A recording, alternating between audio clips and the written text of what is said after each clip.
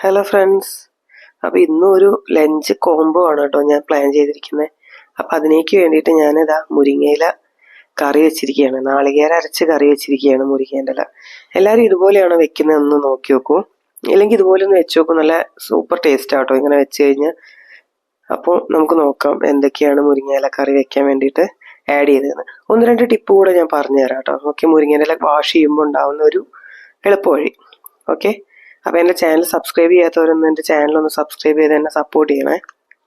Okay, അപ്പോൾ നമുക്ക് മുരിങ്ങയില വാഷ് ചെയ്യാം. അപ്പോൾ ഇത് വാഷ് ചെയ്യുമ്പോഴേ നമ്മൾ ഊരി കഴിഞ്ഞിട്ട് ചിലപ്പോൾ നമ്മളതിൽ ഒരുപാട് കോലുകൾ ഉണ്ടാവില്ലേ അതിൻ്റെ. അപ്പോൾ ഇത് നമുക്ക് വെള്ളത്തിലിട്ട് വെച്ച് കഴിഞ്ഞിട്ടുണ്ടെങ്കിൽ ഇതിൻ്റെ കോലുകളെല്ലാം താഴെ പോവും, ഇല മാത്രം മുകളിലേക്ക് നിൽക്കും. അപ്പോൾ നമുക്ക് അതിൽ നിന്ന് ഇല ഇങ്ങനെ എടുക്കാൻ ഈസി ആയിരിക്കും. കണ്ടില്ലേ, ഇപ്പം കണ്ടില്ലേ, അതിൻ്റെ ഇടയിലുണ്ടായിരുന്ന കോലുകളെല്ലാം വെള്ളത്തിൻ്റെ അടിയിൽ കിടക്കുന്നുണ്ട്. അപ്പോൾ ഇങ്ങനെ നമുക്ക് മുരിങ്ങേൻ്റെ ഇല ഈസി ആയിട്ട് വാഷ് ചെയ്തെടുക്കാം കേട്ടോ.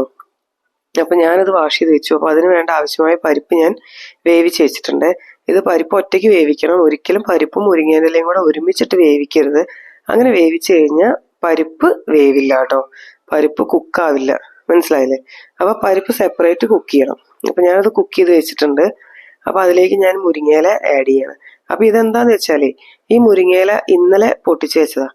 അപ്പോൾ എന്താണെന്ന് വെച്ചിട്ടുണ്ടെങ്കിൽ നമുക്ക് ചിലപ്പോൾ ഇത് വാടിയിട്ടുണ്ടാവും, അല്ലെങ്കിൽ ഇത് നമ്മൾ മുരിങ്ങ പനിച്ചിട്ടുണ്ടാവും എന്ന് പറയും. അപ്പം അങ്ങനെയുള്ള മുരിങ്ങ കഴിച്ചു കഴിഞ്ഞാൽ നമുക്ക് വയറുവേദനയൊക്കെ വരാൻ സാധ്യതയുണ്ട്. അപ്പോൾ ആ ഒരു ഇത് ഒഴിവാക്കാൻ വേണ്ടിയിട്ട് ഞാൻ എന്ത് ചെയ്യാന്ന് വെച്ചാൽ ഞാൻ ഇതൊരു വിസിലടിക്കാനുള്ള പരിപാടിയിലാണ്. അങ്ങനെ ആകുമ്പോൾ അത് നല്ല അടിപൊളിയായിട്ട് കുക്കാവും. അങ്ങനെ കുക്കാവുമ്പോൾ നമുക്ക് പ്രശ്നങ്ങളൊന്നും ഉണ്ടാവില്ല കേട്ടോ. അപ്പോൾ അങ്ങനെ ഒരു കാര്യം കൂടെ ഇതിലുണ്ട്. അപ്പോൾ അത് കാരണം ഞാനത് ഒരു വിസിൽ അടുപ്പിക്കാനുള്ള പരിപാടിയാണ്. അപ്പോൾ ഇതിലേക്ക് ഞാൻ 1/2 ടീസ്പൂൺ മഞ്ഞൾപ്പൊടി ആഡ് ചെയ്തിട്ടുണ്ട്. അതുപോലെ തന്നെ ആവശ്യത്തിനുള്ള ഉപ്പ് ആഡ് ചെയ്യണം. ഞാൻ പരിപ്പിൽ ഉപ്പ് ആഡ് ചെയ്തിട്ടുണ്ട്. അപ്പോൾ ഇതിൽ ആഡ് ചെയ്യുമ്പോൾ നമ്മൾ വളരെയധികം ശ്രദ്ധിക്കണം, കൂടുതലായി പോകരുത്.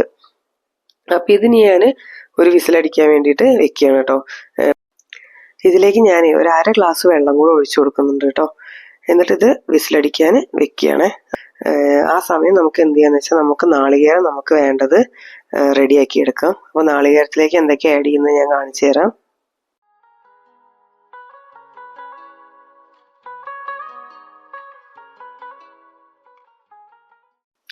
ഞാനിതാ ഇവിടെ ഒരു 1/2 കപ്പ് നാളികേരം എടുത്തിട്ടുണ്ട്. അതിലേക്ക് 2 കാന്താരി മുളക് ആഡ് ചെയ്ത് കൊടുത്തു. അതുപോലെ 1/2 ടീസ്പൂൺ ജീരകം ആഡ് ചെയ്ത് കൊടുത്തിട്ടുണ്ട്. അപ്പോൾ ഇത്രയും നമുക്ക് നല്ലപോലെ അരച്ചെടുക്കാം കേട്ടോ.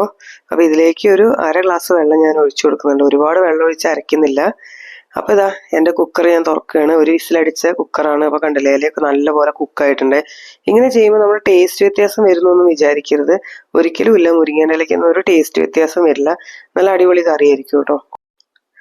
ഒരുപാട് പേർക്ക് മുരിങ്ങേൻ്റെ ഇല കറി ഇഷ്ടമാണ്. ഇതിനേക്കാൾ ടേസ്റ്റിയാണ് നമ്മളെ താളിച്ച് കറി വയ്ക്കുന്നത്.